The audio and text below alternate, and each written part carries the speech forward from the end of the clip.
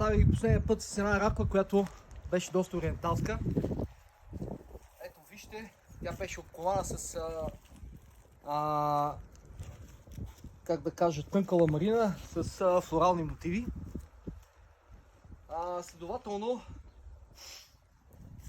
виждате, че ламарината липсва.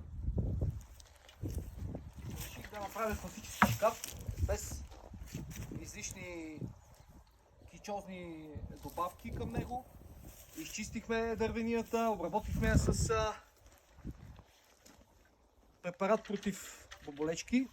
Оставихме да изсъхне, след това шлайфахме доколкото можахме, защото виждате, че дървото е много старо, прядане от дървояди.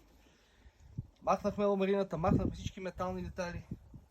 Сега в момента е намазана с масло, което имитира състарен орех. След като намазахме с масло, трябва да изчакаме да изсъхне и започваме да полираме. Може дървото да пие наистина старинен вид, да бъде чисто и същевременно да изглежда антично.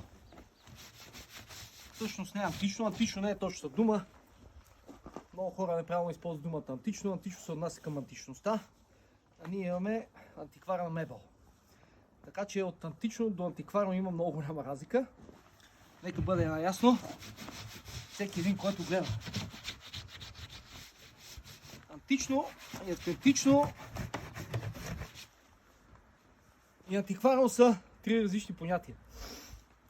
Това е за сега. Ето вижте, когато бъде полирано дървото, ще придобие наистина окончателен финиш. И дървото в случая ще бъде състарено орех, защото такъв е нюанса на препарата, с който го обработваме. Благодаря ви, до нови срещи!